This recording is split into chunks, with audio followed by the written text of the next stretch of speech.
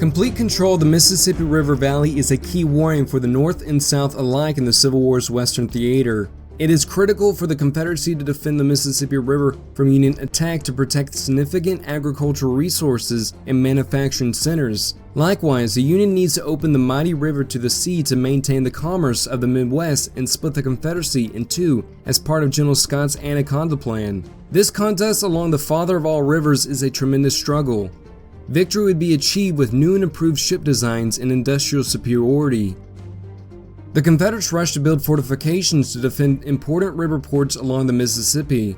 However, more is needed. This results in the creation of the Confederate Navy's River Defense Fleet and the construction of several ironclads. The quickest way for the Confederates to build a fleet is by acquiring various steamers in the vicinity of New Orleans. Many of these ships were constructed in Algiers, Louisiana, and Cincinnati, Ohio. Major General Mansfield Lovell, a West Point graduate, was authorized by Confederate President Jefferson Davis to transform 14 merchant vessels into warships. Each vessel is to be fitted out as a ram. Modifications include strengthening each ship's bow by filling the bow's interior with solid oak, planking over the forward 20 feet with oak sheathing, and covering this section with 1 inch of railroad iron. Double bulkheads protect the engines. The inner bulkhead is made of 12 inches of pine beams. The outer bulkhead is plated over with 1 inch railroad iron. The 22-inch wide space between the bulkheads is packed with compressed cotton, resulting in many of the rams being called cottonclads. The Confederate Navy develops an ambitious ironclad construction program to defend the Mississippi River. The two ironclads, the CSS Louisiana and Mississippi, are laid down in New Orleans in the fall of 1861. Meanwhile, another two ironclads, CSS Tennessee and Arkansas, are under construction at the former Memphis Navy Yard, then operated by J.T. Shirley, and another, the CSS Eastport, is under construction near Cerro Gordo, Tennessee. Only the CSS Arkansas is not scuttled or captured by May of 1862. This leaves the Confederates reliant on the rams of the River Defense Fleet to defend New Orleans and the forts along the river bordering Tennessee. The defenses like Fort Pellow protecting the manufacturing center and river port of Memphis need support from ships. The Confederate Navy's River Defense Fleet is split into two components. John A. Stevenson commanded 6 of these rams during Flag Officer David Glasgow Farragut's attack on Forts Jackson and St. Philip. All these River Defense Fleet ships were destroyed during that battle. The second component was taken upriver to arrest the advance of the Union gunboats. In addition to these ironclad and timberclad warships, a separate command component of rams is added to support the Union Navy's Western Flotilla activities. The U.S. Ram Fleet is the brainchild of Charles Ellet Jr., a pre-war engineer noted for his work on railroads like the Utica-Schenectady Railroad, canals like the James River and Kanawha Canals, and the construction of suspension bridges. In 1848, he built the longest wire-cable suspension bridge over the Ohio River in the city of Wheeling, located in present-day West Virginia. In 1850, the Secretary of War contracted Ellet to prepare a plan for improving flood control along the Ohio and Mississippi rivers. His publication, Report of the Overflows of the Delta of the Mississippi, resulted in major improvements to the New Orleans waterfront. Charles Ellet learned about the 250-ton SS Vesta's ramming and sinking of the 2,794-ton SS Arctic on September 27, 1854. The Arctic incident reminded him of the ramming tactics of ancient Roman and Greek galley warships. Ellet approached both the Imperial Russian Navy and the United States Navy about the development of ram warships, but he was rebuffed.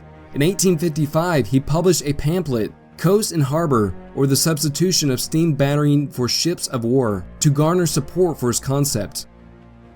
Ellet's theories were ignored until March 8, 1862, when the ironclad CSS Virginia rammed and sank the USS Cumberland during the Battle of Hampton Roads.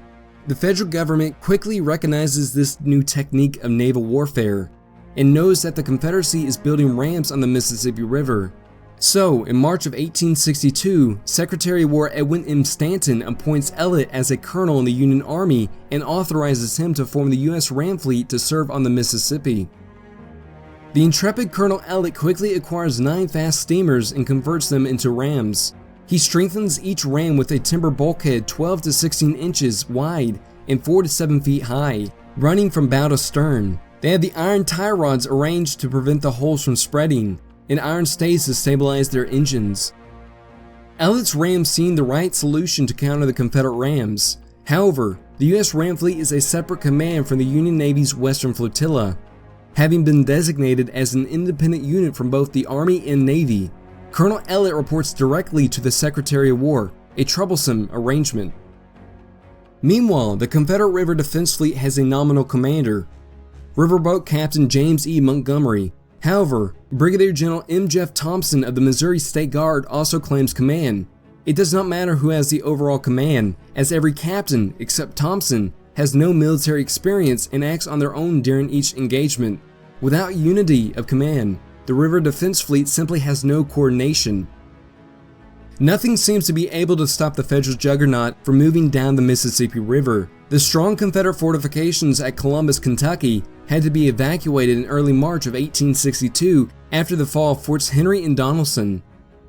With Federal troops occupying the abandoned rebel works on March 3rd, Union Brigadier General John Pope was able to occupy New Madrid, Missouri on March 14th, and the rebel forts at Island No. 10 had been captured on April 8th. The last major Confederate fortification defending Memphis is the 40-gun stronghold of Fort Pillow, located 40 miles above Memphis. The U.S. Navy had been shelling the fort since April 14th, using 13-inch Seacoast mortars. The mortar boats were towed into position by other ships, including ironclads, stationed to provide these mortar boats protection from any attack. Colonel Ellet has 4 of his rams in service with Flag Officer Charles Henry Davis's Western Flotilla. The ships include USS Switzerland, Queen of the West, Monarch, and Lancaster.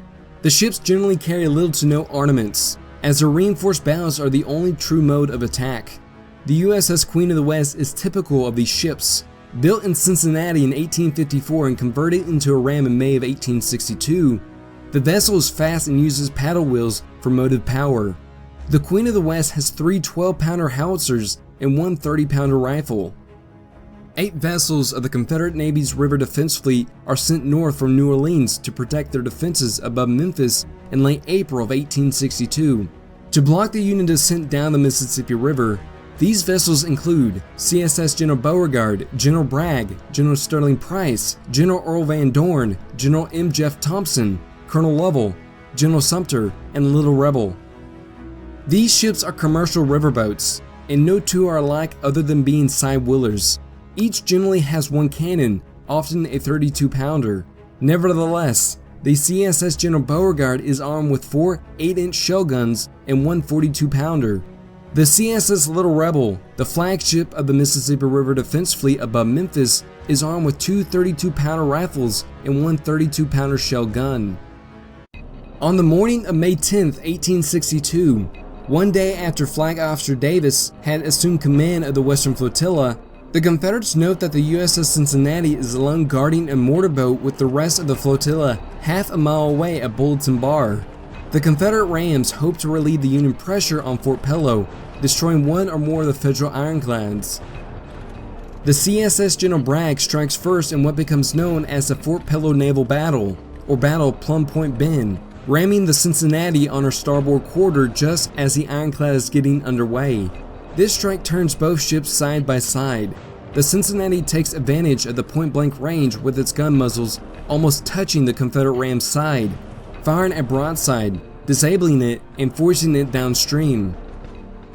Then the CSS General Sterling Price smashes into Cincinnati's stern, disabling her rudder.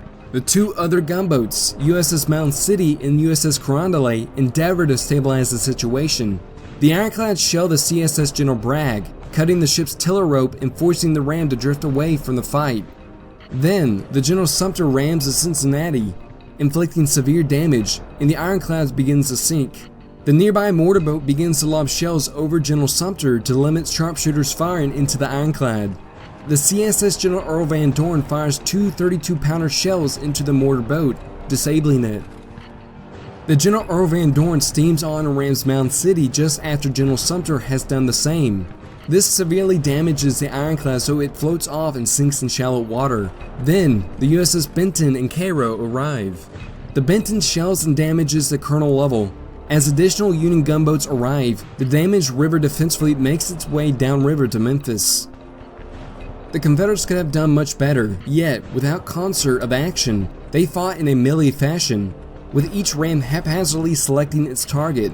The Battle of Plum Point Bend or Fort Pillow Naval Battle may have been considered a minor Confederate victory, yet, the Federals are able to raise and repair the Mound City in Cincinnati so that they would soon be back in action. Confederate rams that are damaged are also quickly repaired. The Confederates suffer only 2 killed and 1 wounded, and the Federals have 1 wounded during this confusing hour-long battle. The major part of the action lasts only about 20 minutes.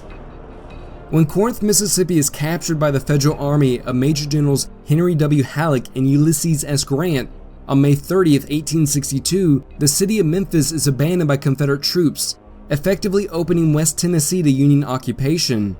The Confederate rams are ordered to move to the city of Vicksburg, Mississippi.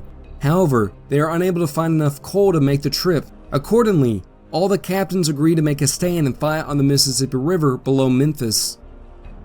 On Friday, June 6, 1862, citizens of Memphis lined the riverbank to watch the impending Battle of Memphis unfold.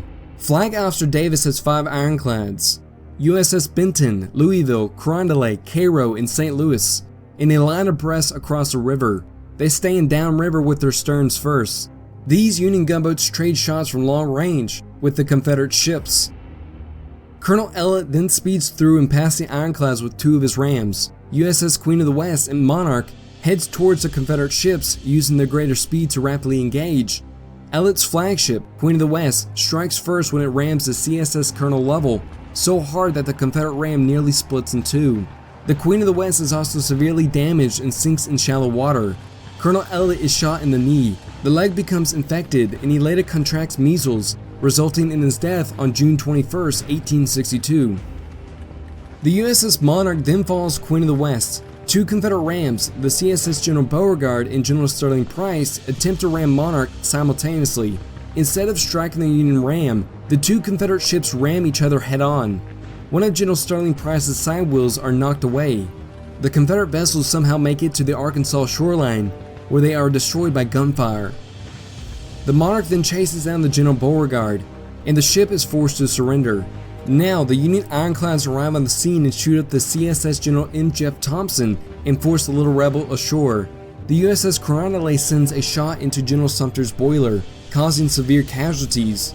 Only the General Earl Van Dorn escapes up the Yazoo River and is later scuttled. This marks the effective end of the Battle of Memphis. The Federals suffer 1 wounded, while the Confederates incur about 100 killed and 150 captured during this 2-hour engagement. The critical incident of this battle lasts just over 30 minutes. The Battle of Memphis, although a small-scale naval battle, is a major victory for the Union Navy in the Northern War efforts. The battle virtually puts an end to Confederate naval resistance against Union advances up and down the Mississippi River. The city of Memphis is defenseless and is occupied that day by the Union Navy. The fall of Memphis effectively brings most of West Tennessee under Union control. Unfortunately, the Federals failed to mobilize an effort to capture Vicksburg in June of 1862 before it becomes such a fortress. The Federals raise and repair 3 of the Confederate rams and add them to the Western Flotilla. With West Tennessee now under Union occupation, Federal forces would use the city of Memphis as a staging area and key supply base for both the Union Navy on the Mississippi River and the Union Army forces from Major General Grant's Army of the Tennessee. Grant arrives in Memphis on June 23rd and quickly begins making preparations to organize an overland offensive campaign against the key Confederate stronghold of Vicksburg in west central Mississippi. With the major Mississippi River cities and strongholds of Columbus, Island No. 10, New Madrid, New Orleans, and Memphis under firm Union control, this would leave Vicksburg, along with the later addition of Port Hudson, Louisiana, as one of the few key transfer points and strongholds for the Confederacy on the mighty river. The northern victory at Memphis means that the war effort in the Mississippi River Valley front on the Western Theater would now begin the shift towards Vicksburg, the focal point of the next year of campaigning in that front.